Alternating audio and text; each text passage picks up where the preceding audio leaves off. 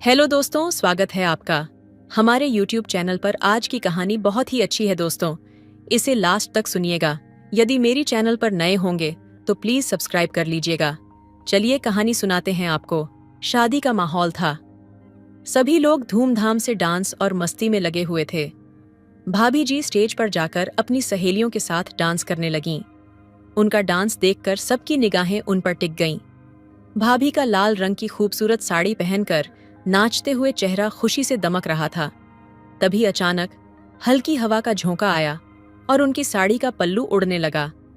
भाभी ने पहले तो ध्यान नहीं दिया और डांस में मग्न रहीं। लेकिन जैसे ही साड़ी का पल्लू हवा में पूरी तरह उड़ने लगा, आसपास खड़े मेहमान हल्की हल्की हंसी में फुसफुसाने लगे। भैया, जो पास ही खड़े थे, ये सब देख रहे थे। उन्होंने तुरंत जाकर सिचुएशन संभालने की कोशिश की। भैया ने गुस्से में कहा, ये क्या कर रही हो? थोड़ा संभल कर। सब लोग देख रहे हैं, तुम्हें ध्यान रखना चाहिए था। भाभी ने झेंपते हुए कहा, सॉरी, मैं डांस में इतनी खो गई थी कि ध्यान ही नहीं दिया। भैया ने साड़ी का पल्लू ठीक किया और थोड़ा सख्त लहजे में कहा, अब ज्यादा डांस करने की जरूरत नहीं है, चलो नीचे बैठो। भाभी ने मन ही मन थोड़ा नाराज होकर भैया की तरफ देखा और धीरे धीरे स्टेज से उतर आईं। लेकिन उनकी सहेलियां उनके पास आकर मजाक में कहने लगीं, अरे भाभी, भैया जी तो बड़े पजेसिव हैं, लगता है आपको डांस करने से डरना पड़ेगा। भाभी ने हल्की मुस्कान के साथ जवाब दिया, पजेसिव नहीं, बस थोड़ा ज्यादा केयर करते हैं। शाम का माहौल फिर से हल्का हो गया। भैया ने बाद में भाभी को एक कोने में ले जाकर समझाया, देखो, तुम्हें डांस करना है, करो, लेकिन बस थोड़ा ध्यान रखा करो। मैं तुम्हारी बेइज्जती नहीं चाहता। भाभी ने मुस्कुराते हुए सिर हिलाया और दोनों ने साथ में फोटो खिंचवाई। इस छोटी सी घटना ने उनके रिश्ते की मिठास को और बढ़ा दिया। शाम ढल चुकी थी और शादी का माहौल और भी रंगीन हो गया था। हल्की ठंडी हवा चल रही थी और चारों ओर रोशनी झिलमिला रही थी। भाभी अभी भी भैया की डांट के बाद थोड़ा खिन्न सी थीं। वो मंडप के पास बैठी हुई थीं, लेकिन उनकी आंखों में हल्का सा गुस्सा और नमी दिख रही थी। भैया ये सब देख रहे थे और उनका मन कहीं न कहीं भारी हो गया था। कुछ देर बाद भैया ने धीरे धीरे भाभी के पास जाकर उनके हाथ पर हल्का सा हाथ रखा। भाभी ने नजरें ऊपर उठाईं, लेकिन कुछ नहीं कहा। भैया ने एक गहरी सांस लेते हुए कहा, सुनो, जो कुछ भी हुआ मैं उसका दोषी हूं। शायद मुझे तुम्हें सबके सामने डांटना नहीं चाहिए था, लेकिन समझो, तुम्हें लेकर मेरी चिंता ही मेरी कमजोरी है। मैं बस नहीं चाहता था कि कोई तुम्हें लेकर कुछ गलत सोचे। भाभी ने हल्के से अपनी पलकें झपकाईं और धीमी आवाज में बोली, मुझे समझ है तुम्हारी फिक्र की, लेकिन तुम्हारी बातों ने मुझे बुरा महसूस कराया। क्या तुम्हें नहीं लगता कि तुम्हारे प्यार में थोड़ी आजादी भी होनी चाहिए? भैया ने उनकी बात पर गहरी नजर डाली। वो थोड़ी देर चुप रहे, फिर धीरे से मुस्कुराए। तुम बिल्कुल सही कहती हो, मैं तुम्हें आजादी दूंगा, लेकिन बदले में तुम्हें मुझे भी थोड़ा समझना होगा। भाभी की नजरें झुक गईं, लेकिन उनके चेहरे पर हल्की मुस्कान तैर गई। माहौल फिर से हल्का हो गया। भैया ने अचानक उनकी तरफ हाथ बढ़ाया, अब गुस्सा छोड़ो और चलो मेरे साथ एक डांस करो। भाभी ने हैरानी से उनकी ओर देखा, अरे तुम और डांस, ये कब से हुआ? भैया ने हंसते हुए कहा, बस तुम्हारे साथ डांस करने का मन हो रहा है। क्या कहती हो? भाभी थोड़ी झिझकीं, लेकिन भैया का उत्साह देखकर वो मान गईं। दोनों स्टेज पर पहुंचे और धीमी म्यूजिक शुरू हुआ। भैया ने धीरे से भाभी का हाथ थामा और उनकी कमर पर हाथ रखकर उन्हें खींच लिया। उनके बीच एक पल के लिए गहरी नजरें टकराईं। म्यूजिक के साथ दोनों ने धीमे धीमे कदम बढ़ाने शुरू किए। भाभी ने हल्की हंसी के साथ कहा, तुम्हें डांस करना आता भी है? भैया ने मुस्कुराकर जवाब दिया, तुम्हारे साथ तो कुछ भी सीख सकता हूं। इस बीच मेहमानों की निगाहें उन पर टिक गईं। भैया और भाभी की केमिस्ट्री इतनी खूबसूरत लग रही थी कि हर कोई उनकी तारीफ करने लगा। डांस खत्म होने के बाद भैया ने भाभी के कान में धीरे से कहा, तुम्हारे बिना ये जिंदगी अधूरी है। अगर तुम्हारी मुस्कान मेरे गुस्से की वजह से छिन जाए तो मुझे माफ करना। भाभी ने अपनी उंगलियों से भैया के हाथों को कसकर पकड़ते हुए कहा, मुझे तुम्हारे साथ ये अधूरी जिंदगी भी पूरी लगती है। बस अगली बार प्यार से समझाना। उस रात दोनों ने खुलकर अपने मन की बातें की और महसूस किया कि रिश्तों में प्यार और समझदारी की कितनी अहमियत होती है। शादी का माहौल अब और भी खुशनुमा हो गया था, क्योंकि हर कोई इस खूबसूरत जोड़ी की तरफ देख मुस्कुरा रहा था। शादी की रात समा कुछ अलग था। मंडप में दीपों की रोशनी बिखरी हुई थी और हर कोने में प्यार और उमंग की हवाएं बह रही थीं। रिश्ते जो वक्त की धारा में बंधे थे, अब नए मोद्दा पर थे। भाभी, जिनकी आंखों में जोश और उत्साह की चमक थी, वह अपने पति के साथ कुछ खास महसूस कर रही थीं। आज रात कुछ अलग था और वह पूरी तरह से इस पल को जीने के लिए तैयार थीं। म्यूजिक सिस्टम में धीमी धीमी धुनें गूंज रही थीं। भाभी ने धीरे धीरे अपने कदम इस धुन के साथ मिलाए। उनके चेहरे पर मुस्कान और आत्मविश्वास था और वह जैसे पूरी दुनिया को अपनी धुन में समाहित कर रही थीं। भैया जी, जो पहले से ही नर्वस थे, अचानक भाभी की नृत्य में खो जाने की वजह से पूरी तरह से उनके साथ जुड़ गए। वह उन्हें देखते हुए उनके पास आए और धीरे से उनका हाथ पकड़ा। भाभी ने देखा कि भैया जी की आंखों में वही चमक थी जो हमेशा उनकी शादी के दिन थी। इस बार वह न केवल पत्नी के रूप में बल्कि एक सशक्त साथी के रूप में खड़ी थीं। भैया जी ने भाभी के हाथ को थामते हुए एक हल्का सा खींचा और दोनों साथ में नृत्य करने लगे। जैसे जैसे वह एक दूसरे के करीब आते गए, उनका प्यार एक नए रूप में खिलने लगा था। दूसरी तरफ सभी मेहमान भी इस खूबसूरत नृत्य और रिश्ते की ताजगी को महसूस कर रहे थे। भाभी और भैया जी के बीच का रोमांस शरारत और समझ का सुंदर मिश्रण था। उनके हर कदम में एक नई लहर, एक नई ऊर्जा थी जो उनके रिश्ते को और गहरा कर रही थी। उनकी आंखों में एक दूसरे के लिए वही प्यार था जो उन्होंने पहले दिन महसूस किया था, लेकिन अब यह और भी मजबूत हो चुका था। उनकी नृत्य की लय ने सभी को मंत्रमुग्ध कर दिया था। वह दोनों अब केवल एक दूसरे में खो गए थे, जैसे समय और स्थान का कोई अस्तित्व ही न हो। हर पल, हर हरकत में एक नई ख्वाहिश थी, एक नई उम्मीद थी। ये पल, ये रात उनके रिश्ते का सबसे सुंदर और यादगार हिस्सा बन चुकी थी। रात का माहौल धीरे धीरे बदल रहा था। विवाह की खुशियां, संगीत की धुनें और नृत्य की ऊर्जा ने सभी को जकड़ लिया था, लेकिन भाभी और भैया जी के बीच कुछ था जो उनके दिलों में चुपके से उभर रहा था। वह प्यार जो पहले कभी पूरी तरह से खोला नहीं गया था, अब धीरे धीरे दबाव महसूस कर रहा था। भाभी, जो पहले अपने पति के साथ नृत्य कर रही थीं, अचानक थोड़ी चुप हो गईं। उनकी आंखों में कुछ अधूरी बातें थीं, कुछ सवाल थे जो हमेशा उनके दिल में दबी हुई थीं। भैया जी ने यह महसूस किया। वह उनके पास गए और धीरे से उनका हाथ पकड़ा, लेकिन भाभी ने अपना हाथ धीरे से खींच लिया। क्या हुआ? भैया जी ने अपनी आवाज में थोड़ी चिंता के साथ पूछा।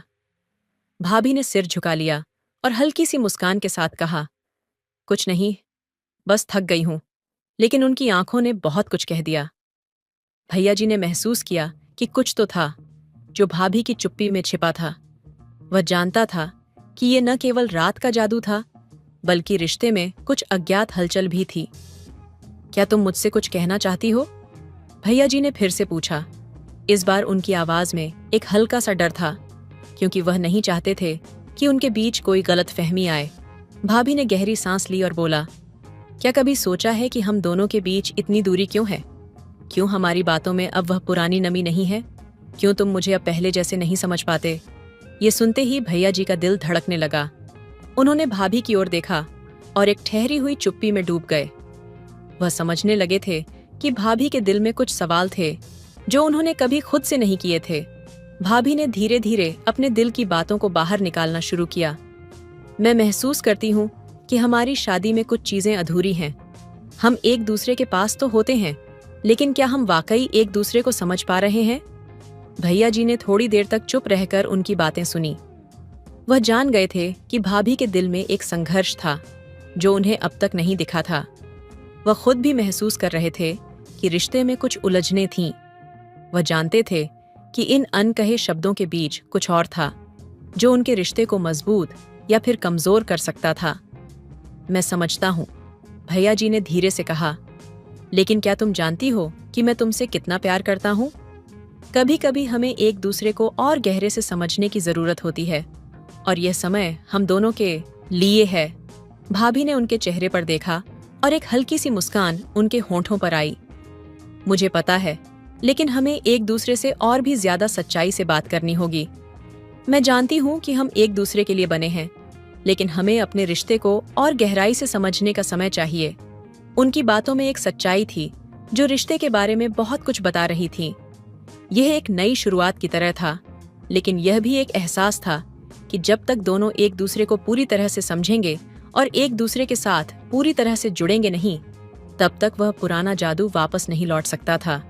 भाभी और भैया जी की बातचीत के बाद कुछ देर के लिए कमरे में गहरी चुप्पी छा गई थी। उनकी आंखों में सवाल और उत्तर दोनों ही थे, और दिल में एक अजीब सा बवंडर था।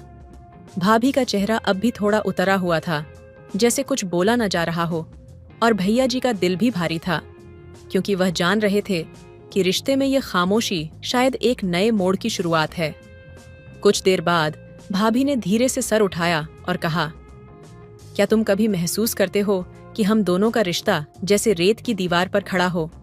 भैया जी का दिल धड़कते हुए हल्का सा टूट गया, क्योंकि वह जानते थे कि भाभी की ये बातें उनकी गहरी उलझन का प्रतीक थीं। भैया जी ने एक गहरी सांस ली और भाभी की ओर देखा। क्या तुम ये कहना चाहती हो कि हम अब एक दूसरे से दूर हो गए हैं? उन्होंने धीरे से पूछा। हाँ, भाभी ने अपने गले में कसावट के साथ कहा। हम दोनों एक दूसरे के करीब तो होते हैं, लेकिन फिर भी दूर रहते हैं। वह सच्चा कनेक्शन, वह जुड़ाव जो हमें पहले महसूस होता था, अब कहीं खो सा गया है। यह सुनकर भैया जी का दिल और भी भारी हो गया। वह यह नहीं चाहते थे कि उनका रिश्ता इस मुकाम पर पहुंचे जहां समझ और प्यार की कमी महसूस हो, लेकिन वह जानते थे कि यह उनकी जिम्मेदारी है। उन्हें अपने रिश्ते को फिर से संजीवनी देने के लिए कदम उठाना होगा। मुझे तुम्हारा दर्द समझ आता है, भैया जी ने कहा, और भाभी की ओर बढ़ते हुए उनका हाथ पकड़ा। हम दोनों ने शायद कभी अपनी भावनाओं को पूरी तरह से एक दूसरे से नहीं साझा किया। हम दोनों ने अपनी अपनी परेशानियों को अंदर दबाए रखा। मुझे लगता है हम दोनों को एक दूसरे से सच्ची बातें करनी चाहिए, बिना किसी डर या शर्म के। भाभी ने उनकी आंखों में देखा और महसूस किया कि वह जो कह रहे हैं वह सच था। उनके दिल में भले ही कई सवाल थे, लेकिन इस क्षण में भैया जी ने उन्हें यह एहसास दिलाया कि वे दोनों एक दूसरे से अधिक जुड़े हुए हैं जितना वह खुद समझते थे। तुम सही कह रहे हो, भाभी ने धीरे से कहा। हमें एक दूसरे से और खुलकर बात करनी होगी। मैं जानती हूं कि हम दोनों का रिश्ता मजबूत है, लेकिन हमें खुद को और अपने दिल को पूरी तरह से खोलने की जरूरत है। भैया जी ने उनकी आंखों में देखा और उनके चेहरे पर हल्की सी मुस्कान आ गई। वह जान गए थे कि यह एक नया आरंभ है, जहां वे दोनों अपने रिश्ते को एक नई दिशा में ले जाएंगे। वह प्यार और समझ से भरा हुआ एक नया अध्याय होगा, जिसमें दोनों पार्टनर अपने डर और असुरक्षाओं को सच्चाई से साझा करेंगे। फिर एक पल के लिए दोनों के बीच कोई शब्द नहीं थे, लेकिन उस चुप्पी में कुछ था, एक गहरी समझ, एक शांति जो दोनों के दिलों को जोड़ रही थी। वह पल, वह समझ एक ऐसे रिश्ते की नींव रख रही थी जो सिर्फ शारीरिक नहीं, बल्कि मानसिक और भावनात्मक रूप से भी मजबूत था। भाभी ने धीरे से अपना सिर भैया जी के कंधे पर रखा और भैया जी ने उनकी पीठ पर हाथ फेरा। वह दोनों जानते थे कि इस पल ने उनके रिश्ते को एक नया मोड़ दिया है, और अब उन्हें एक दूसरे के साथ अपने दिलों की गहराई से जुड़ने का समय मिल चुका था। रात की चुप्पी अब भी कमरे में गहरी थी, लेकिन भाभी और भैया जी दोनों की आंखों में एक नई समझ थी। वे एक दूसरे के साथ खड़े थे और हालांकि कुछ भी कहे बिना एक दूसरे के दिल की धड़कन को महसूस कर रहे थे। यह वह क्षण था जब रिश्ते में बदलाव आ रहा था, लेकिन किसी अनजाने डर के कारण दोनों के दिलों में कुछ खालीपन था, कुछ अधूरा था। भाभी ने अपनी नजरें झुका दी और फिर धीरे से कहा, क्या तुम मुझे कभी पूरी तरह से समझ पाओगे? यह सवाल उनकी नजरों में तैर रहा था, जैसे वो किसी गहरे जाल में फंसी हों। भैया जी ने थोड़ी देर चुप्पी के बाद कहा, तुम समझाओगी तो शायद मैं समझ पाऊं। तुम हमेशा मेरे पास होती हो, लेकिन क्या तुम खुद को मेरे पास महसूस करती हो? भाभी ने सिर झुकाया और एक लंबी गहरी सांस ली। जब तुम पास होते हो तो लगता है जैसे सब कुछ ठीक है, उन्होंने धीमे से कहा, लेकिन फिर भी कहीं ना कहीं एक कमी महसूस होती है। कभी कभी मुझे ऐसा लगता है कि हम दोनों एक दूसरे से दूर हो गए हैं और मैं इस दूरी को पूरी तरह से खत्म नहीं कर पा रही हूं। भैया जी का दिल थोड़ा सा सिहर गया। वह जान रहे थे कि भाभी की बातों में एक गहरी कड़वाहट थी जो केवल वक्त और समझ की कमी से बढ़ी थी। तुम सही कह रही हो, भैया जी ने गंभीरता से कहा। मैंने भी तुम्हें कभी पूरी तरह से महसूस नहीं किया। हमारी शादी के बाद मैंने शायद अपने काम और रोजमर्रा की जिंदगी में खुद को खो दिया। शायद मैंने तुम्हें वह समय और ध्यान नहीं दिया जिसके तुम हकदार हो। भाभी की आंखों में आंसू थे जो अब किसी तरह से धीरे धीरे उनके गालों से बहने लगे। उन्होंने अपनी आंखें बंद कीं और गहरी सोच में डूब गईं। मैंने हमेशा तुम्हें अपनी सारी उम्मीदें दीं, भाभी ने कहा, लेकिन कभी कभी मुझे लगता है कि मैं अकेली हूं। तुम्हारे साथ होने के बावजूद भी कभी कभी मुझे लगता है कि तुम मेरे अंदर की भावनाओं को समझ नहीं पाते। मुझे लगता है कि कहीं ना कहीं हम दोनों ही अपनी अपनी उलझनों में फंसे हुए हैं। ये सुनकर भैया जी का दिल टूटने जैसा महसूस हुआ। वह जान गए थे कि यह सिर्फ एक महिला का दिल नहीं था जो टूट रहा था, बल्कि यह उनका रिश्ता था जो कहीं ना कहीं अपनी राह खो चुका था। वह पूरी तरह से भाभी की भावनाओं को समझते थे और इस पल में उनका दिल गहरी चिंताओं से भर गया था। मैंने तुम्हें कभी यह नहीं बताया, भैया जी ने धीरे से कहा, लेकिन मुझे भी कभी कभी यह डर लगता था कि हम दोनों इतने अलग क्यों हो गए हैं। मैंने खुद को खो दिया था, लेकिन तुमने कभी मुझे इस बारे में बताया नहीं। भाभी ने भैया जी की ओर देखा और धीरे से उनकी आंखों में आंसू थे जो अब और भी बढ़ गए थे। वह नहीं चाहती थीं कि उनका रिश्ता इस स्थिति में पहुंचे, लेकिन उनकी खुद की भीतर की बेचैनी अब उन्हें हर दिन परेशान कर रही थी। क्या तुम मुझे अब भी उतना ही चाहते हो जितना पहले चाहते थे? भाभी ने धीरे से पूछा, जैसे इस सवाल में वह अपने सारे डर और अविश्वास को समेटकर पूछ रही थीं। भैया जी ने अपनी आंखों में गहरी प्रतिबद्धता के साथ उन्हें देखा और कहा, तुमसे ज्यादा और किसी से नहीं, लेकिन हमें यह समझने की जरूरत है कि प्यार केवल शारीरिक नजदीकी से नहीं बढ़ता। हमें अपनी भावनाओं, हमारी जरूरतों और हमारी उम्मीदों को पूरी तरह से समझना होगा। मैं तुम्हारे साथ हूं, लेकिन हमें दोनों को एक दूसरे से ज्यादा खुलकर बात करनी होगी। यह सुनकर भाभी का दिल थोड़ा हल्का हुआ, लेकिन उनकी आंखों में अभी भी वही सवाल था, वही असमंजस था। कहानी में एक नया मोड़ आया था। इस बार दोनों अपने रिश्ते को फिर से संजीवनी देने की कोशिश कर रहे थे, लेकिन यह रास्ता आसान नहीं था। भावनाओं की गहरी उथल-पुथल, समझ की कमी और अपेक्षाओं की भारी दुनिया, सभी चीजें उनके रिश्ते को एक अलग दिशा में ले जा रही थीं।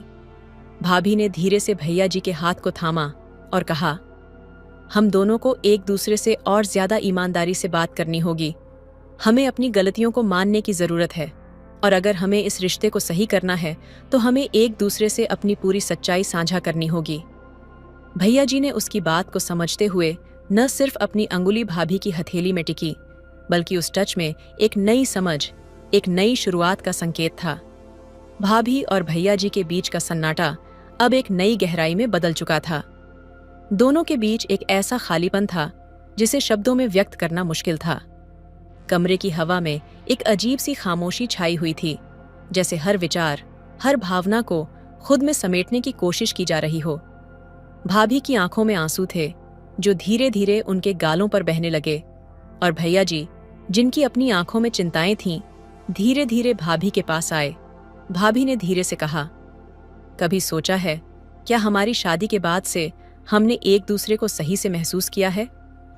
वह सवाल उनके दिल की गहरी परतों में एक खड़ी दीवार की तरह उभर आया था।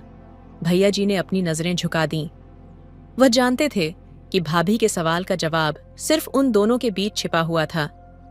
कई सालों तक वे एक दूसरे के पास रहे, लेकिन क्या वास्तव में वे एक दूसरे को समझ पाए थे?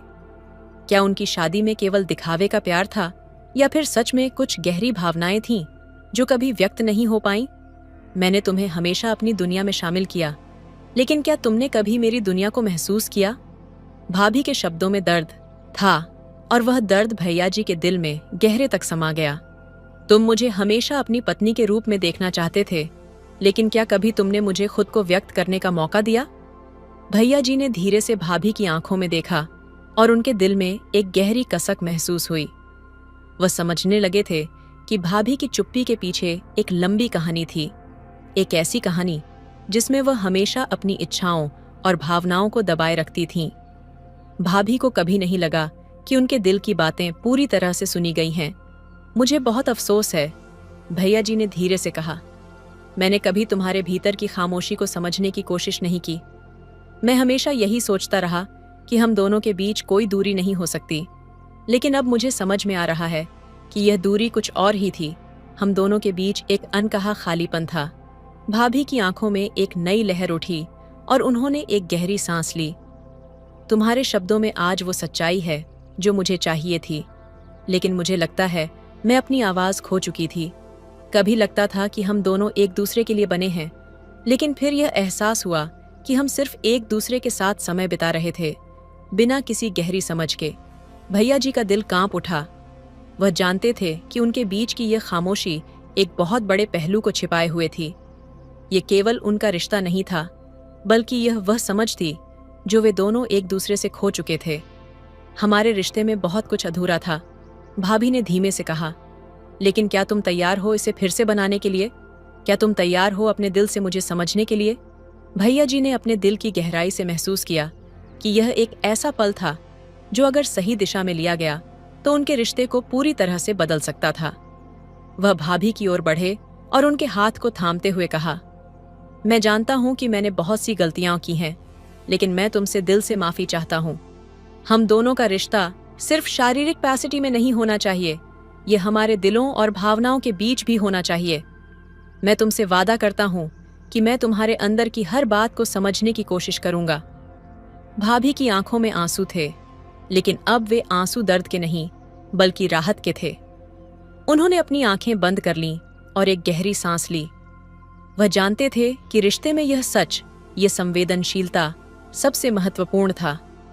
कुछ देर बाद भाभी ने कहा, मैं जानती हूं कि रिश्ते में समझ और प्यार कभी खत्म नहीं होता, लेकिन कभी कभी हमें खुद से अपनी सच्चाई का सामना करना होता है। हमें यह मानना होता है कि हम दोनों में से कोई भी परफेक्ट नहीं है, लेकिन हम दोनों एक दूसरे के लिए बने हैं। भैया जी ने धीरे से कहा, हम दोनों ने शायद बहुत समय तक एक दूसरे को महसूस नहीं किया, लेकिन अब हम इसे सही रास्ते पर ले जाएंगे। हम दोनों एक दूसरे के दिलों को पूरी तरह से समझेंगे और हम प्यार को उसी रूप में जिएंगे जैसे वह है, कभी न खत्म होने वाला, गहरा और मजबूत। अब भाभी और भैया जी एक दूसरे के साथ खड़े थे, लेकिन यह खड़ा होना केवल शारीरिक नहीं था। ये उनके दिलों के बीच एक नई शुरुआत का प्रतीक था। ये एक नया अध्याय था जिसमें समझ, संवेदनशीलता और प्यार की गहरी समझ थी। उन्होंने अपने रिश्ते को फिर से जीने का वादा किया था और अब यह समझा था कि प्यार सिर्फ शब्दों या दिखावे तक सीमित नहीं था, ये दिल की गहराई से महसूस किया जाता था। भाभी और भैया जी के बीच की चुप्पी अब एक समझदारी की चुप्पी बन चुकी थी। पहले जो अंतर था वह अब एक नई उम्मीद में बदलने लगा था। उनके दिलों के बीच जो दूरी थी वह अब एक पुल की तरह बन रही थी, जिस पर दोनों धीरे धीरे कदम रख रहे थे। दोनों जानते थे कि यह यात्रा आसान नहीं होगी, लेकिन अब वे तैयार थे एक दूसरे को बेहतर समझने और साथ आगे बढ़ने के लिए। भाभी ने थोड़ी देर चुप रहकर कहा, तुम्हें याद है जब हम पहली बार मिले थे? उस वक्त हमें किसी चीज की कमी नहीं महसूस होती थी। सब कुछ इतना सही था। मुझे लगता था कि हम दोनों एक दूसरे के लिए ही बने हैं। भैया जी ने अपने चेहरे पर एक हल्की मुस्कान के साथ जवाब दिया, हाँ, मुझे याद है। उस वक्त ऐसा लगता था जैसे समय रुक गया हो और हम दोनों उसी पल में खो गए थे। पर अब जब हम दोनों अलग अलग रास्तों पर चलने लगे हैं तो वह पुरानी बातें कहीं गुम हो गईं।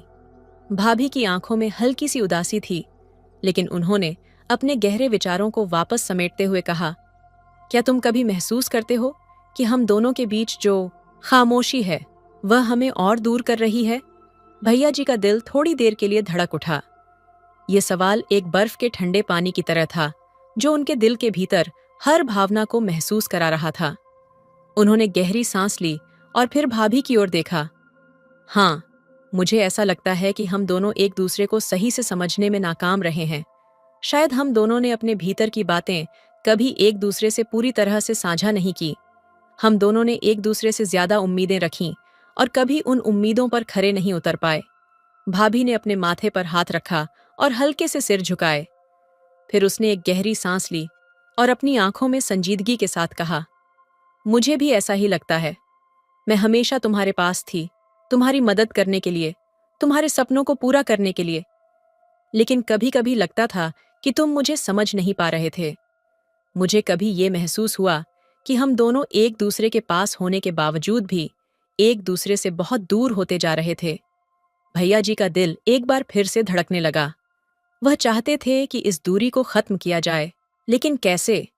वे दोनों अब तक बहुत कुछ खो चुके थे, लेकिन उन्हें यह एहसास हुआ कि कुछ तो ऐसा था जो अभी भी बचा हुआ था। वह भावना जो कभी उनके दिलों में बसी थी, वह अब भी जीवित थी। वह प्यार जो कभी भी खत्म नहीं हुआ था, बस समय और समझ की कमी से वह धुंधला हो गया था। हम दोनों ने शायद एक दूसरे से वो शब्द नहीं कहे जो हमें कहने चाहिए थे।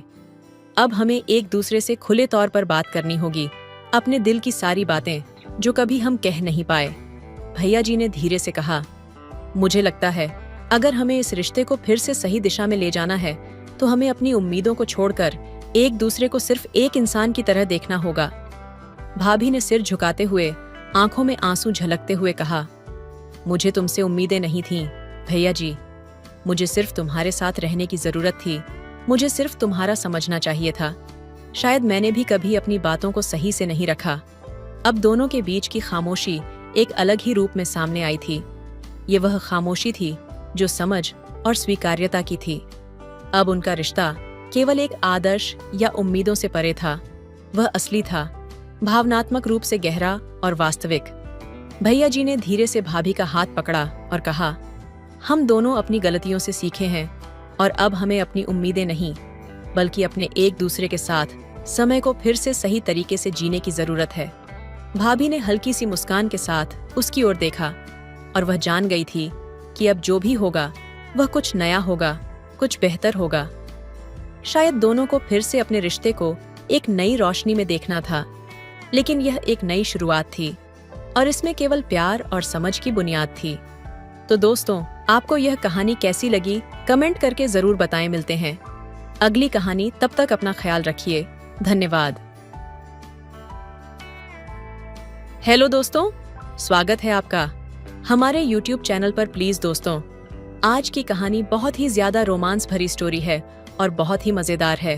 प्लीज स्टोरी को लास्ट तक सुनिएगा, बहुत मजा आने वाला है। तो चलिए जल्दी से कहानी शुरू करते हैं। दोपहर का समय था, घर में सन्नाटा पसरा हुआ था। मैं और मेरे देवर, जो हमेशा की तरह छोटे छोटे मुद्दों पर हंसी खुशी बहस करते थे, आज ब्लू फिल्म देखने को लेकर बहस में उलझ गए। वह अपने पसंदीदा एक्शन फिल्म देखना चाहते थे, जबकि मैं रोमांटिक ब्लू फिल्म पर जोर दे रही थी। बात बहस से बढ़कर झगड़े तक पहुंच गई। मैं गुस्से में भर गई थी। मेरी सहन शक्ति जैसे जवाब दे रही थी। उन्होंने चिढ़ाते हुए कुछ ऐसा कह दिया जो मेरे अहंकार को ठेस पहुंचा गया। ताव में आकर मैंने पास रखा तौलिया खींच दिया जो उनके हाथ में था। अचानक इस हरकत से कमरे में एक पल के लिए सन्नाटा छा गया। वह हक्का बक्का रह गए और मुझे भी अपने किए पर तुरंत पछतावा हुआ। मुझे समझ में नहीं आया कि मैं क्या करूं। उनकी आंखों में हल्की नाराजगी थी, लेकिन वह कुछ कहे बिना चुपचाप दूसरे कमरे में चले गए। मैंने महसूस किया कि मेरा यह कदम गलत था। रिश्तों की नींव आपसी समझ और सम्मान पर टिकी होती है, और मैंने उस पल में उसे झकझोर दिया था। थोड़ी देर बाद जब मैंने अपनी गलती स्वीकार करने की हिम्मत जुटाई तो मैं उनके पास गई। वह अपने फोन पर कुछ स्क्रॉल कर रहे थे, लेकिन जैसे ही मैंने कहा, मुझे माफ कर दीजिए देवर जी, गुस्से में मैंने गलत कर दिया, उन्होंने मुस्कुराकर मेरी ओर देखा। उन्होंने कहा, भाभी, झगड़े तो होते रहते हैं, लेकिन आपका ऐसा गुस्सा पहली बार देखा। खैर, अब मूवी चुनने का फैसला आपके हाथ में है, लेकिन अगली बार मुझसे इतनी जल्दी नाराज मत हुआ कीजिए। उनकी बात सुनकर मैं मुस्कुरा दी और दोनों ने आपस में मूवी के लिए सहमति बना ली। उस दिन मुझे एक बड़ी सीख मिली। रिश्तों में बहसें और झगड़े आम बात हैं, लेकिन इनसे बड़ा है एक दूसरे की भावनाओं को समझना और उनकी कद्र करना। उस घटना ने हमारे रिश्ते को और मजबूत बना दिया। उस दिन के बाद घर में एक अजीब सी खामोशी छा गई। देवर जी और मेरे बीच की हंसी ठिठोली जैसे कहीं गुम हो गई थी। हर बार जब भी हम एक दूसरे के सामने आते, एक असहज चुप्पी माहौल पर हावी हो जाती। मेरे मन में अपराध बोध था और उनके व्यवहार में एक दूरी झलकने लगी थी, लेकिन इस दूरी में कुछ और भी था। रात का समय था। बच्चे सो चुके थे और मेरे पति किसी काम से बाहर गए हुए थे। मैं बालकनी में बैठी चाय पी रही थी जब अचानक देवर जी वहां आ गए। पहली बार मैंने उन्हें इतने शांत और गंभीर देखा। उनके चेहरे पर एक अजीब सा दर्द था, जैसे वह मुझसे कुछ कहना चाह रहे हों, लेकिन शब्द नहीं मिल रहे थे। उन्होंने धीमे से कहा, भाभी, उस दिन जो हुआ उससे मैं नाराज नहीं हूं, पर जाने क्यों कुछ बदल गया है। मैं चौंक गई। उनकी आवाज में एक ऐसी गहराई थी जो मुझे भीतर तक झकझोर गई। मैंने जवाब में सिर्फ क्या कहा। उन्होंने नजरें झुका लीं और कहा, मैंने कभी सोचा भी नहीं था कि एक पल में इतने सारे भाव एक साथ आ सकते हैं। गुस्सा, शर्मिंदगी और शायद कुछ ऐसा भी जिसे मैं खुद समझ नहीं पा रहा। उनकी ये बात सुनकर मेरा दिल तेजी से धड़कने लगा। मैं समझ नहीं पा रही थी कि यह बातचीत हमें किस दिशा में ले जा रही है। मैं बस उनकी ओर देखती रही। उनकी आंखों में कुछ ऐसा था जो मुझे बेचैन कर रहा था।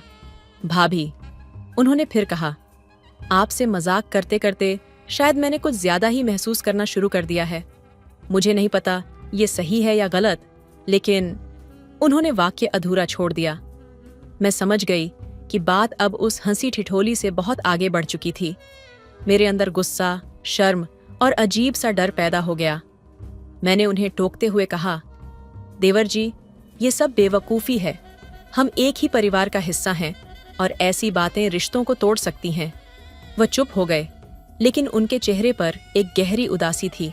अगले दिन से उनका व्यवहार बदल गया। वह मुझसे कतराने लगे और जब भी हम आमने सामने आते, उनकी आंखों में एक दर्द दिखता था। मुझे समझ नहीं आ रहा था कि इस स्थिति को कैसे संभालूं। एक रात जब मैं अकेली अपने कमरे में बैठी थी, तो मेरे अंदर भी सवाल उठने लगे। क्या मैं भी कुछ ऐसा महसूस कर रही हूँ जिसे मैं खुद से छिपा रही हूँ? क्या यह भावना महज एक भ्रम है या कुछ और? मेरे मन में हलचल मच गई। आने वाले दिनों में हमारे रिश्ते और जटिल होते गए। हमने एक दूसरे से बात करना लगभग बंद कर दिया, लेकिन हमारी खामोशी भी बहुत कुछ कह रही थी। मैंने खुद को अपने पति और परिवार के प्रति जिम्मेदारियों में व्यस्त रखने की कोशिश की, लेकिन हर बार उनकी आंखों का दर्द और उनकी बात मेरे जहन में गूंजने लगती। एक दिन जब हम अकेले घर में थे, उन्होंने अचानक कहा, भाभी, मैं अब यहाँ ज्यादा दिन नहीं रहूंगा। मैं अपने एक दोस्त के साथ बाहर शिफ्ट हो रहा हूँ। शायद इससे सब कुछ ठीक हो जाए। उनकी यह बात सुनकर मेरा दिल टूट गया, लेकिन मैंने इसे जाहिर नहीं होने दिया। मैंने बस कहा, यह सही होगा। उस रात मैं बहुत देर तक रोती रही। रिश्ते सिर्फ खून के नहीं होते, बल्कि वह भावनाओं से भी जुड़े होते हैं। और यहाँ भावनाओं का एक ऐसा जाल बन गया था जिसे न तो हम समझ पा रहे थे और न ही सुलझा पा रहे थे। कुछ हफ्तों बाद देवर जी ने घर छोड़ दिया। घर में एक खालीपन आ गया। सब कुछ सामान्य लग रहा था, लेकिन मेरा दिल जानता था कि कुछ हमेशा के लिए बदल गया है। मैंने खुद से वादा किया कि जो हुआ उसे मैं अपने रिश्तों की पवित्रता पर हावी नहीं होने दूंगी। लेकिन कभी कभी जब रात की खामोशी गहरी होती है और मैं अकेले बैठती हूँ, तो उनकी आंखों में छुपे उन अनकहे शब्दों की यादें मुझे बेचैन कर देती हैं। रिश्ते आसान नहीं होते। कभी कभी हम अपनी सीमाएं पार करने लगते हैं, लेकिन उन्हें समझदारी से संभालना ही सही होता है। कुछ बातें दिल में दबा देना ही बेहतर है, क्योंकि उनकी सच्चाई से सामना करने का साहस हमेशा नहीं होता। देवर जी के घर छोड़ने के बाद सब कुछ सामान्य सा लगने लगा था, लेकिन मेरे अंदर एक अजीब सी बेचैनी थी। मैंने खुद को समझाने की कोशिश की कि यह सिर्फ समय का असर है और धीरे धीरे सब ठीक हो जाएगा। पर हर बार जब मैं उनके कमरे के सामने से गुजरती, तो उनके खाली बिस्तर और सूने कमरे की यादें मुझे परेशान कर जाती। रातों को जब सब सो जाते, मैं उनकी कही बातों को याद करती। उनकी आंखों में जो दर्द था वो मुझे बार बार झकझोरता। क्या मैं भी कुछ ऐसा महसूस कर रही हूँ जिसे मैं स्वीकारने से डर रही हूँ? ये सवाल हर रात मेरी नींद उड़ा देता। एक दिन अचानक उनका फोन आया। उन्होंने कहा, भाभी, आप कैसी हैं? मैंने खुद को संयत रखते हुए कहा, सब ठीक है, तुम कैसे हो? फोन पर उनकी आवाज हल्की कांप रही थी। उन्होंने कहा, मैं ठीक हूँ, लेकिन घर की बहुत याद आती है, और आपकी भी। उनकी यह बात सुनकर मेरे अंदर कुछ टूट गया। मैं चुप रह गई। उन्होंने फिर कहा, क्या मैं गलत हूँ भाभी? जो कुछ भी मैं महसूस करता हूँ, क्या वह सच में गलत है? मैंने हिम्मत जुटाते हुए कहा। हाँ देवर जी, ये गलत है। रिश्तों की मर्यादा को समझना जरूरी है, उन्होंने धीमे स्वर में कहा। मर्यादा के बारे में सोचते सोचते दिल से सच छिपाना आसान नहीं है। मैं जानता हूं कि आपको भी कुछ महसूस होता है, लेकिन आप इसे खुद से छिपा रही हैं। उनकी यह बात सुनकर मैं सुन्न हो गई। मेरे अंदर हजारों भावनाएं उमड़ रही थीं, गुस्सा, अपराध बोध और कहीं न कहीं एक अनकही ख्वाहिश। कुछ हफ्तों बाद मैं अपनी ननद की शादी में गई। परिवार का हर सदस्य वहां मौजूद था और उसी बीच देवर जी भी आए। इतने दिनों बाद उन्हें देखकर मेरा दिल तेजी से धड़कने लगा। वह पहले से ज्यादा गंभीर और आत्मविश्वासी लग रहे थे, लेकिन उनकी आंखों में वही पुरानी तड़प छुपी हुई थी। शादी की हलचल के बीच एक रात जब मैं बालकनी में अकेली खड़ी थी, तो वह अचानक वहां आ गए। भाभी, आपसे एक बार और बात करनी थी, उन्होंने कहा। मैंने खुद को शांत रखते हुए कहा, क्या बात है? उन्होंने मेरी ओर देखते हुए कहा, आप मुझसे क्यों भाग रही हैं? आप यह क्यों नहीं मान लेती कि हमारे बीच जो कुछ है वह सिर्फ एक भ्रम नहीं है? उनकी यह बात सुनकर मैं असमंजस में पड़ गई। मैं जानती थी कि यह बात गलत दिशा में जा रही है, लेकिन मेरे अंदर कहीं न कहीं एक ऐसा कोना था जो उनकी बात को सच मानने के लिए तैयार था। देवर जी, रिश्ते केवल भावनाओं पर नहीं टिकते। हमें समाज, परिवार और मर्यादाओं का भी ध्यान रखना पड़ता है, मैंने कहा। उन्होंने धीरे से कहा, क्या आप अपने दिल की सच्चाई से हमेशा भागती रहेंगी भाभी?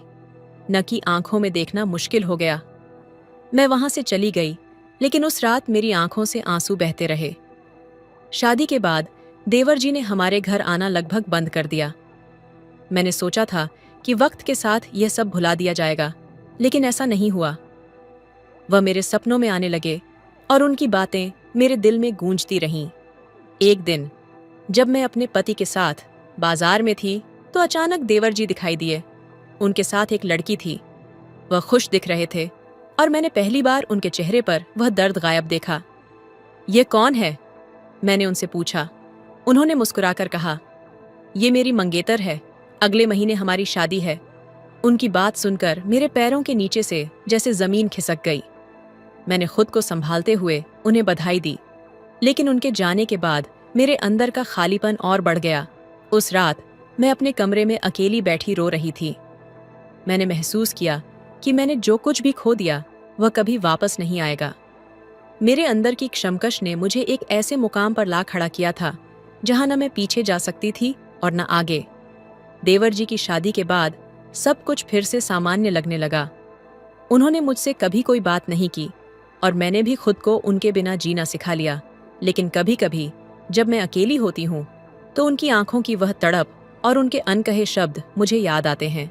शायद यह वही अधूरा इश्क था जो अपनी जगह कभी नहीं पा सका। कुछ कहानियां कभी पूरी नहीं होती, वे हमारी जिंदगी का हिस्सा बनकर हमें हमेशा याद दिलाती हैं कि कुछ रिश्तों को दिल में दफन कर देना ही बेहतर होता है। ये कहानी इस बात का प्रतीक है कि जिंदगी में हर भावना का सामना करना जरूरी है, लेकिन हर भावना को सही दिशा देना हमारी जिम्मेदारी है। रिश्तों की जटिलता अक्सर हमें ऐसे मोड़ पर ला खड़ा करती है जहां दिल और दिमाग की लड़ाई कभी खत्म नहीं होती। उनको ही ख्वाहिश है। देवर जी की शादी को 6 महीने हो चुके थे। सब कुछ सामान्य लग रहा था। उनके घर आने जाने में कोई कमी नहीं थी और वे अब पहले से ज्यादा खुश और व्यवस्थित दिखते थे। उनकी पत्नी मीरा एक प्यारी और समझदार लड़की थी। वह सबके साथ जल्दी घुल मिल गई थी, लेकिन मेरे मन में जो कुछ चल रहा था वह मुझसे छिपा नहीं रह पा रहा था। हर बार जब मैं उन्हें देखती तो एक अनकहा दर्द मेरे अंदर उठता। मैं खुद से सवाल करती कि यह सब कब खत्म होगा। क्यों मैं अब भी उनकी आंखों में वही अनकही ख्वाहिश देखती हूँ जिसे मैंने दबाने की कोशिश की थी। एक दिन घर में पूजा का आयोजन था। पूरा परिवार मौजूद था। मैंने खुद को व्यस्त रखा ताकि किसी भी तरह से उनके करीब जाने से बच सकूं, लेकिन नियति जैसे कुछ और ही चाहती थी। शाम को पूजा के बाद मैं रसोई में अकेली बर्तन धो रही थी। तभी अचानक पीछे से एक आवाज आई, भाभी, क्या आपकी मदद कर सकता हूँ? मैंने पलट कर देखा। देवर जी थे। उनका चेहरा शांत था, लेकिन उनकी आंखें वही पुरानी बातें कह रही थीं। मैंने थोड़ा सख्त लहजे में कहा, यहाँ सब ठीक है, आप बाहर जाइए। उन्होंने धीमे से कहा, इतना सख्त क्यों हो गई हैं भाभी? क्या मेरे जाने से भी आप खुद को ठीक नहीं कर पाईं? उनकी यह बात सुनकर मेरी सांस रुक गई। मैंने उनकी ओर देखा और पहली बार मेरी आंखों में आंसू आ गए। आपको यह सब कहने की कोई जरूरत नहीं है। अब आप शादीशुदा हैं। यह सब खत्म हो चुका है, मैंने लगभग फुसफुसाते हुए कहा। उन्होंने कदम आगे बढ़ाते हुए कहा, खत्म हो चुका है? सच में भाभी? तो फिर क्यों आपकी आंखें हर बार मुझे देखकर वही सवाल पूछती हैं जो मेरा दिल पूछता है? मैंने उनकी ओर गुस्से में देखा, लेकिन मेरे अंदर की बेचैनी मुझे रोक रही थी। उस रात जब सब सो चुके थे, मैं बालकनी में बैठी हुई थी। ठंडी हवा चल रही थी और मैं खुद को संभालने की कोशिश कर रही थी। तभी अचानक वह फिर से आ गए। आप इस वक्त यहाँ क्या कर रहे हैं? मैंने कठोरता से पूछा। उन्होंने मेरे पास बैठते हुए कहा, भाभी, यह खामोशी अब मुझे बर्दाश्त नहीं होती। मैंने शादी कर ली ताकि यह सब खत्म हो जाए, लेकिन सच कहूं, मीरा को देखकर भी हर बार आपके चेहरे की याद आती है। मैं खुद से लड़ रहा हूं, लेकिन आपसे दूर नहीं जा पा रहा। उनकी यह बात सुनकर मेरा दिल धड़कने लगा। मैंने गुस्से और आंसुओं के बीच कहा, आप यह सब क्यों कर रहे हैं? क्या आपको एहसास नहीं कि यह सब कितना गलत है? मीरा आपकी पत्नी है और मैं आपकी भाभी हूं। यह रिश्ता कोई जगह नहीं रखता। उन्होंने धीरे से मेरा हाथ पकड़ लिया। मैंने कोशिश की भाभी, बहुत कोशिश की, लेकिन हर बार मैं वहीं लौट आता हूं, आपके पास। मुझे नहीं पता कि यह सही है या गलत, लेकिन मैं सिर्फ इतना जानता हूं कि यह मेरी सच्चाई है और शायद आपकी भी। उनका यह स्पर्श मेरे अंदर तूफान खड़ा कर गया। मैं चाहकर भी अपने हाथ पीछे नहीं खींच सकी। उस पल में मेरे सारे तर्क, मेरी सारी मर्यादाएं धुंधली पड़ने लगीं। उस रात के बाद सब कुछ और मुश्किल हो गया। हम दोनों एक दूसरे से कतराने की कोशिश करते, लेकिन जब भी आमने सामने आते तो हमारे बीच की खामोशी हजारों शब्दों से ज्यादा बोल जाती। एक दिन मीरा ने मुझसे कहा, भाभी, मुझे लगता है कि कुछ दिनों से देवर जी थोड़ा परेशान रहते हैं। क्या आप जानते हैं कि बात क्या है? उनकी यह बात सुनकर मेरा दिल कांप गया। मैंने उन्हें दिलासा देते हुए कहा, नहीं मीरा, शायद काम का तनाव होगा, आप उनसे बात कीजिए। उस रात मैं खुद को कोसती रही। मैंने खुद से कहा, यह सब बंद होना चाहिए। मैं अपने परिवार, अपने रिश्तों को इस जहर से बर्बाद नहीं होने दूंगी। कुछ दिनों बाद मैंने हिम्मत जुटाकर उनसे बात करने का फैसला किया। जब मैं उन्हें अकेले में मिली तो मैंने कहा, यह सब खत्म करना होगा। आप अपनी पत्नी और अपने जीवन पर ध्यान दीजिए। हमारे बीच जो कुछ भी है वह सिर्फ एक गलत फहमी है। इसे यहीं रोक देना ही सही है। उन्होंने उदासी भरी आंखों से मेरी ओर देखा और कहा, आप जो चाहती हैं मैं वही करूंगा भाभी, लेकिन यह जान लीजिए, मैं कभी भी इस सच्चाई को नहीं भुला पाऊंगा। उस दिन के बाद उन्होंने मुझसे दूरी बना ली। वे मीरा के साथ खुश दिखने की कोशिश करते, लेकिन मैं जानती थी कि उनके दिल में अब भी वही ख्वाहिश छुपी हुई थी। कभी कभी जब मैं अकेले बैठी होती हूँ तो उनकी आंखों की वह तड़प और उनके अनकहे शब्द मुझे याद आते हैं। मैं जानती हूँ कि यह सब गलत था, लेकिन दिल की ख्वाहिशों को दबाना हमेशा आसान नहीं होता। उनकी शादीशुदा जिंदगी चलती रही और मैं अपने रिश्तों की मर्यादा निभाने में जुटी रही, लेकिन हमारे बीच का यह अधूरा इश्क, यह अनकही दास्तां हमेशा के लिए हमारे दिलों में एक जख्म बनकर रह गई। ये कहानी एक सच्चाई को उजागर करती है कि हर ख्वाहिश पूरी नहीं होती और हर रिश्ते को सही दिशा देना हमारी जिम्मेदारी है। लेकिन कुछ रिश्ते ऐसे होते हैं जो अधूरे रहते हुए भी हमारे दिलों पर अपनी गहरी छाप छोड़ जाते हैं। तो दोस्तों, आपको यह कहानी कैसी लगी कमेंट करके ज़रूर बताइए। हेलो दोस्तों, स्वागत है आपका हमारे YouTube चैनल पर। दोस्तों, यदि मेरे चैनल पर नहीं होंगे तो प्लीज़ मेरे चैनल को सब्सक्राइब कर लीजिएगा। तो चलिए जल्दी से कहानी सुनाते हैं। मैं 22 साल की एक खूबसूरत जवान लड़की थी। मैं जब कॉलेज के लिए रोज़ की तरह बस पकड़ती थी। वो दिन भी ऐसा ही था। सूरज की हल्की किरणें, हल्की ठंडी हवा और बस की खचाखच भीड़। अंदर घुसने के बाद बड़ी मुश्किल से एक सीट मिली। तभी एक लड़का मेरे पास आकर बैठ गया। उसकी उम्र भी मेरी जितनी ही लग रही थी। शर्मीली मुस्कान, गहरी आंखें, कुछ ही देर में उसने मुझे हल्के से धक्का देना शुरू किया, शायद भीड़ का बहाना लेकर। पहले तो अनजान बनने की कोशिश की, लेकिन उसके बार बार मुझे छूने से बेचैनी होने लगी। पर उसकी नजरें, उनमें कुछ ऐसा था जो मुझे खींच रहा था। उसकी आंखों में एक अलग सी गहराई थी, जैसे वो मुझसे कुछ कहना चाहता हो। मैं चाहकर भी उसकी तरफ देखे बिना नहीं रह सकी। उसको देख देख कर मेरे अंदर बहुत ही ज्यादा गुदगुदी उत्पन्न होने लगती थी। आखिर क्या करती, मैं भी तो एक लड़की थी। लेकिन खचाखच भरी बस में मैं खुद को बहुत ही ज्यादा कंट्रोल करती थी, क्योंकि वह लड़का था ही इतना सुंदर और जवान हसीन, जिसे देखने के बाद कोई भी लड़की खुद को रोक नहीं पाती और उसके प्यार में पागल हो जाती। लेकिन चलते चलते बस में हम दोनों ने वह सब कुछ सोचने लगे। दोनों के मन में एक दूसरे के बारे में वह करने की इच्छा हो रही थी। जैसे ही हमारी नजरें मिलीं, दिल तेजी से धड़कने लगा। ऐसा लगने लगा कि ये पल बस यहीं रुक जाए। वो कुछ कहना चाह रहा था, पर उसके शब्द बस उसकी आंखों में छिपे थे। मेरी भी आंखों में हल्की सी मुस्कान झलक आई। पहली बार ऐसा महसूस हुआ जैसे किसी अजनबी से इतनी गहरी जुड़ाव हो सकता है। तभी बस ने अचानक जोर से ब्रेक लगाया। मैं अपना संतुलन खो बैठी और गिरने ही वाली थी कि उसने मुझे कसकर पकड़ लिया और ऐसी जगह पकड़ा कि मैं नारियल पानी निकलने लगी। उसकी पकड़ में एक अजीब सी सुरक्षा थी। मुझे लगा जैसे वो सिर्फ मेरे लिए ही वहां था। लेकिन तभी बस के बाकी यात्री जोर जोर से बातें करने लगे। मैं अपनी सीट पर लौट आई और देखा कि उसकी नजरें अब भी मुझ पर थीं। मैं कुछ बोलने की हिम्मत जुटा रही थी, तभी उसने धीरे से कहा, आप ठीक हैं? उसकी आवाज में सच्चाई और गहराई थी। मैंने हल्के से सिर हिलाया, लेकिन उससे कुछ पूछने से पहले ही बस रुक गई। वो लड़का उठा और उतरने की तैयारी करने लगा। मेरे दिल ने उसे रोकने के लिए पुकारा, पर शब्द होठों तक नहीं आ पाए। मैंने बस उसे जाते हुए देखा। वो दिन बीत गया, लेकिन उसके बाद हर दिन बस में उसकी तलाश करती रही। वो फिर कभी नहीं मिला। आज भी जब उस दिन को याद करती हूँ, दिल में एक सवाल गूंजता है, क्या होता अगर मैंने उसे रोक लिया होता? क्या हमारी कहानी कभी अधूरी नहीं रहती?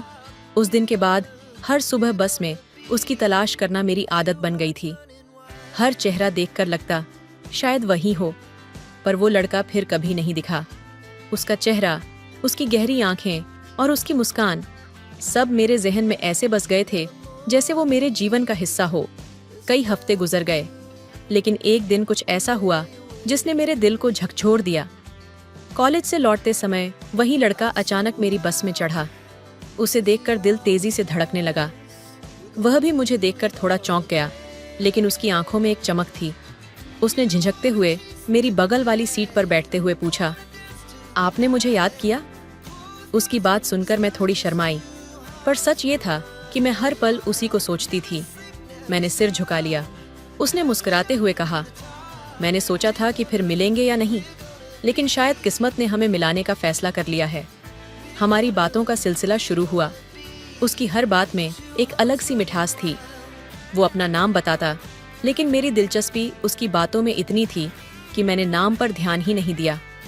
जब भीड़ कम हुई, उसने धीरे से मेरे हाथ पर हाथ रखा। उसकी छुअन से मेरे रोंगटे खड़े हो गए। ऐसा लगा जैसे ये सब किसी फिल्म का हिस्सा हो। लेकिन तभी बस के अचानक रुकने से माहौल बदल गया। बस के बाहर सड़क पर लोगों की भीड़ जमा थी। वह लड़का घबराहट में बाहर देखने लगा। मैंने भी खिड़की से झांका। वहां खून से लथपथ एक आदमी पड़ा था और पुलिस आसपास खड़ी थी। लड़के का चेहरा एकदम सफेद पड़ गया। उसने मेरे हाथ को कसकर पकड़ते हुए कहा, मुझे जाना होगा। अगर तुमसे मुलाकात होती रही तो शायद तुम्हें मेरी सच्चाई पता चल जाएगी, और मैं नहीं चाहता कि तुम मुझसे नफरत करो। मैं कुछ कहती, उससे पहले ही वो बस से उतरकर भीड़ में गायब हो गया। उस रात मैं सो नहीं पाई। उसके चेहरे की बेचैनी, उसकी बातों की गूंज मुझे परेशान कर रही थी। अगले दिन मैंने उसके बारे में पता लगाने की कोशिश की। कॉलेज के पास की दुकानों और बस स्टॉप पर लोगों से पूछा, और फिर जो सच सामने आया उसने मेरे पैरों तले जमीन खिसका दी। वो लड़का एक ऐसा इंसान था जो एक गिरोह का हिस्सा था। चोरी, झगड़े और मारपीट में उसका नाम आता था। जिस दिन वो मुझसे पहली बार मिला था, उस दिन भी वो पुलिस से भाग रहा था।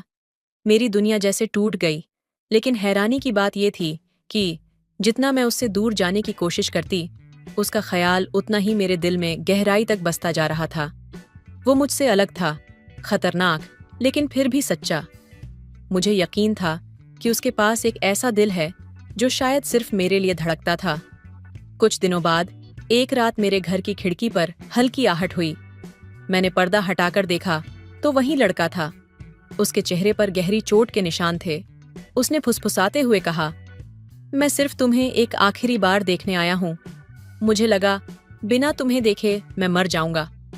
उसकी हालत देखकर मैं अंदर तक टूट गई। मैंने दरवाजा खोला और उसे अंदर बुला लिया। उसकी आंखों में पानी था, लेकिन फिर भी वो मुस्कुरा रहा था। उसने कहा, मैं जानता हूं कि हमारा साथ मुमकिन नहीं है, पर तुम्हें खोने का डर मुझे जीने नहीं दे रहा। उस रात हम घंटों बात करते रहे। उसने अपने अतीत की सारी सच्चाई मुझे बताई। उसने कहा, मैं इस दुनिया के लायक नहीं हूं, लेकिन तुमने मुझे जीने का एक मकसद दिया है। अगले दिन उसने कहा कि वो खुद को पुलिस के हवाले कर देगा ताकि अपनी गलतियों का प्रायश्चित कर सके। मैंने उसे रोका, लेकिन वो नहीं माना। जाते जाते उसने कहा, अगर किस्मत ने चाहा तो मैं लौट कर आऊंगा, लेकिन अगर नहीं आया तो ये याद रखना कि मेरी हर सांस में तुम थी। वो चला गया और उसके बाद मैं बस इंतजार करती रही। शायद आज भी करती हूँ।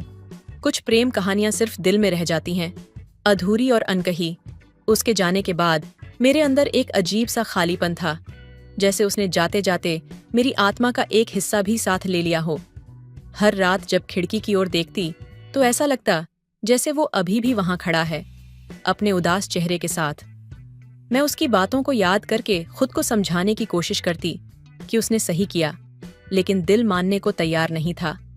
वक्त बीत रहा था, मगर उसके बिना हर दिन भारी लगता। मैंने खुद को समझाया कि शायद ये हमारी कहानी का अंत है, लेकिन कहीं न कहीं एक उम्मीद जिंदा थी। फिर एक रात दरवाजे पर दस्तक हुई। मेरा दिल जोर से धड़कने लगा। क्या ये वही है? मैंने दरवाजा खोला तो सामने पुलिस वाला खड़ा था। उसके हाथ में एक चिट्ठी थी। उस चिट्ठी को पढ़ते ही मेरी आंखों से आंसू बह निकले। उसने लिखा था, तुम्हें आखिरी बार देखने के बाद मैंने हर गुनाह कबूल कर लिया, लेकिन सच मानो मेरा सबसे बड़ा गुनाह ये था कि मैंने तुम्हारे जैसे इंसान को अपने अंधेरे में खींचा। अब मैं खुद को माफ नहीं कर सकता। सजा मिलेगी, लेकिन उससे बड़ा दंड ये है कि मैं तुम्हें खो चुका हूं।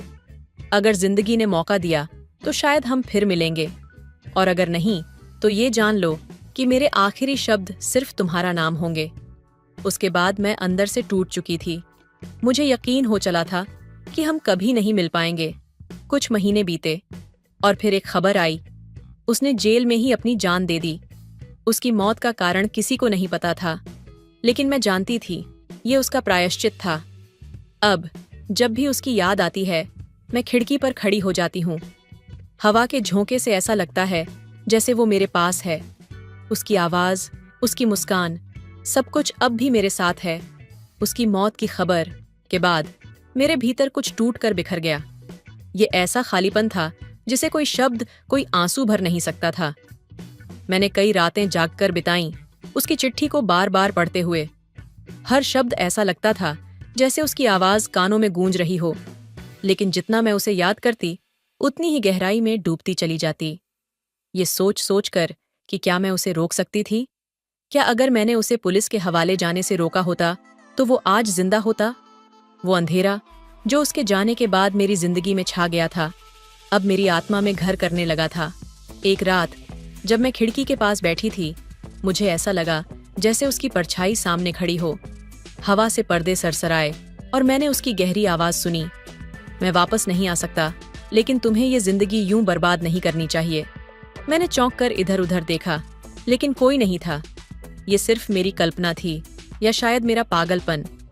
मगर उस रात के बाद उसके ख्यालों ने मुझे चैन से सोने भी नहीं दिया। उसकी मुस्कान, उसकी दर्द भरी आंखें, सब कुछ मेरे दिमाग में लगातार गूंजता रहा। धीरे धीरे मैं एक जुनून में बदलने लगी। मैं उसके अतीत के बारे में और जानने के लिए सब कुछ करने को तैयार थी। वो कौन था? किन हालात ने उसे इस रास्ते पर धकेला? मैंने उसकी गली, उसके पुराने दोस्तों, यहाँ तक कि पुलिस स्टेशन तक जाकर उसके बारे में जानने की कोशिश की। जो बातें सामने आईं, वो मुझे और गहरे अंधेरे में ले गईं। उसने जो भी किया था, वो अपने परिवार को बचाने के लिए किया था। एक निर्दोष इंसान जिसे हालात ने गुनहगार बना दिया। और सबसे बड़ी सच्चाई, वो अपनी आखिरी सांस तक मुझे ही बचाने की कोशिश करता रहा। एक दिन जब मैं उसकी पुरानी चीजों को देख रही थी, तो मुझे एक और चिट्ठी मिली। वो अधूरी थी, शायद उसने जेल में लिखने की कोशिश की थी। उसमें लिखा था, मैंने तुम्हारे लिए अपने अंदर की हर लड़ाई लड़ी, लेकिन अब मुझे लगता है कि इस अंधेरे से बाहर आने का कोई रास्ता नहीं है। तुम मेरी आखिरी रोशनी थीं, और शायद इस दुनिया की भी। अगर कभी ये दर्द तुम पर भारी पड़े तो याद रखना, तुम्हारे पास जीने की वजह है। मुझे ये मौका नहीं मिला, लेकिन तुम्हें मिलना चाहिए। उसकी चिट्ठी पढ़कर मैंने महसूस किया कि शायद वो सही कह रहा था, लेकिन मैं उस रोशनी को ढूंढने की कोशिश नहीं कर रही थी। मैं बस उसके दर्द में खोकर खुद को खत्म करने के करीब पहुंच चुकी थी। आज भी जब खिड़की से बाहर देखती हूँ, तो मुझे लगता है कि वो कहीं न कहीं मेरी जिंदगी के हर हिस्से में मौजूद है। पर शायद उसकी ये मौजूदगी मुझे जीने नहीं देती, बल्कि और डुबो देती है। शायद मेरी कहानी का अंत भी वहीं होगा जहां उसकी कहानी खत्म हुई थी। लेकिन उससे पहले मुझे अपने सारे सवालों के जवाब चाहिए। क्यों उसे इस दुनिया ने इतना दर्द दिया? क्यों उसने मुझे इस अधूरी प्रेम कहानी में अकेला छोड़ दिया? और सबसे बड़ा सवाल, क्या अगर एक दिन मैं भी उसकी तरह उसकी यादों के साथ अंधेरे में खो जाऊं, तो क्या वो मुझे फिर से देखने आएगा? उसकी आखिरी चिट्ठी पढ़ने के बाद मैं और भी ज्यादा बिखर गई। ऐसा लग रहा था जैसे उसकी हर लिखी हुई बात मेरे दिल पर एक नई चोट कर रही हो। उसके शब्द मेरे भीतर गूंजते रहे, लेकिन उनके पीछे का दर्द कहीं ज्यादा गहरा था। मैंने खुद को समझाने की कोशिश की कि उसकी मौत के बाद मुझे आगे बढ़ना चाहिए, लेकिन सच कहूं तो मैं आगे बढ़ना नहीं चाहती थी। हर दिन, हर पल उसकी यादें मुझे अंदर से खा रही थीं।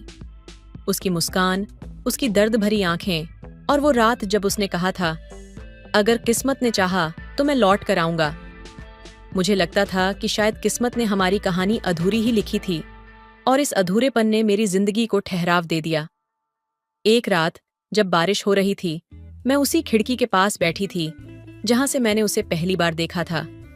हर बूंद जो कांच पर गिरती, मुझे उसकी वो फुसफुसाहट याद दिलाती जब उसने कहा था कि बिना मुझे देखे वो मर जाएगा। मैं खिड़की से बाहर देख रही थी, जैसे कहीं वो आकर फिर से कहेगा कि वो लौट आया है, लेकिन वो खिड़की अब हमेशा के लिए खाली थी। धीरे धीरे मैंने खुद को उसकी यादों में खोने देना शुरू कर दिया। मैं अब खाना भूलने लगी थी। कमरे की दीवारों पर उसकी पुरानी चिट्ठियां चिपका दीं। उसकी आवाज सुनने के लिए घंटों पुरानी रिकॉर्डिंग्स चलाती रहती। मैंने खुद को दुनिया से काट लिया। दोस्त, परिवार, सब मुझसे दूर हो गए, और सच कहूं तो मैंने उन्हें दूर कर दिया। उसके बारे में पता लगाने की मेरी कोशिशें भी अब जुनून बन गई थीं। एक दिन मुझे उसकी पुरानी डायरी मिली जो उसने जेल में लिखी थी। उसमें उसकी हर तकलीफ, हर पछतावा और हर भावना लिखी हुई थी। एक पन्ने पर उसने लिखा था, मुझे मरने से डर नहीं लगता। डर सिर्फ इस बात का है कि मेरी मौत के बाद वो टूट जाएगी, लेकिन अगर उसे टूटने से बचाने के लिए मुझे जाना पड़े तो मैं ये दर्द सह लूंगा। उसके ये शब्द पढ़कर मैं भीतर से और भी ज्यादा टूट गई।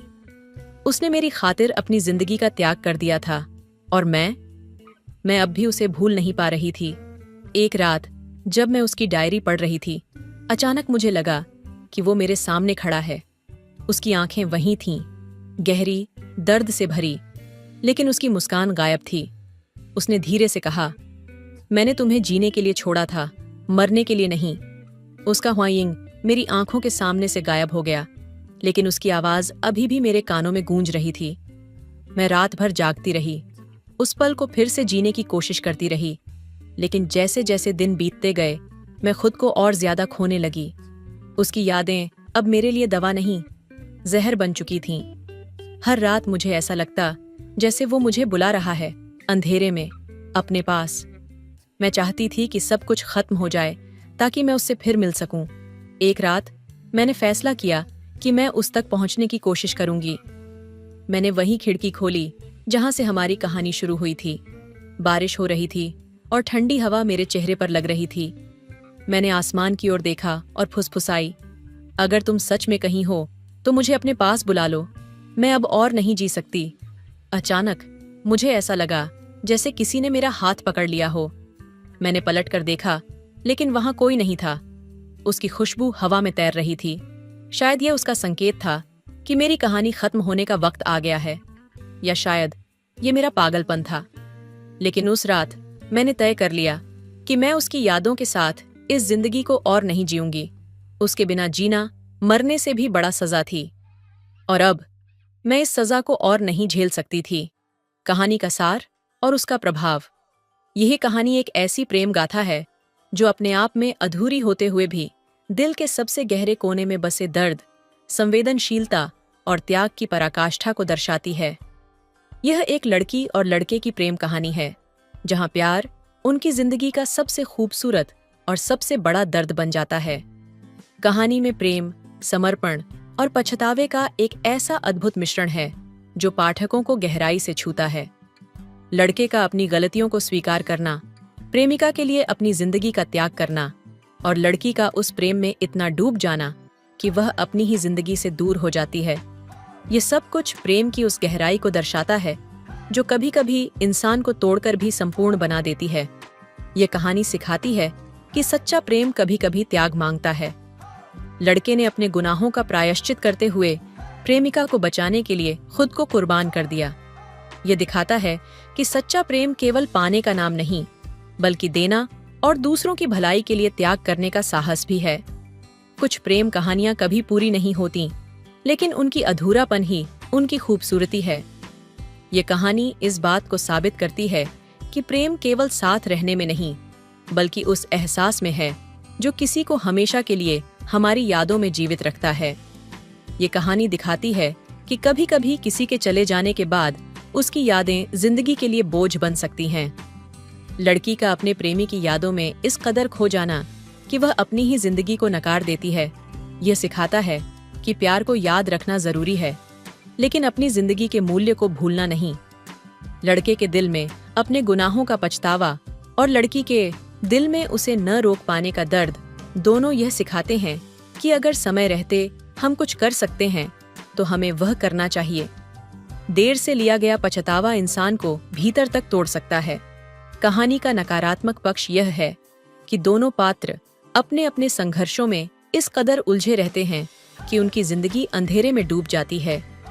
लड़का अपने अपराधों से भागता है, जबकि लड़की उसकी यादों में खो जाती है। यह मानसिक स्वास्थ्य की एक महत्वपूर्ण झलक देता है। प्रेम की यह कहानी अधूरी है, लेकिन इसकी अधूरी गहराई ही इसे भावनात्मक रूप से इतना शक्तिशाली बनाती है। कभी कभी प्रेम का अंत सुखद नहीं होता, लेकिन वह अपने पीछे ऐसे एहसास छोड़ जाता है जो जिंदगी भर साथ रहते हैं। इस कहानी में प्रेम का अंत मृत्यु से होता है। लड़के की मौत और लड़की की खुद को खत्म करने की इच्छा यह दर्शाती है कि गहरा प्रेम कभी कभी इंसान को आत्मविनाश की ओर ले जा सकता है। यह कहानी उन लोगों को गहराई से छूती है जिन्होंने किसी को खोया है या अपने जीवन में कभी गहरा प्यार किया है। यह प्यार की उस निस्वार्थता को दिखाती है जो अपने आप में सबसे सुंदर और सबसे दर्दनाक होती है।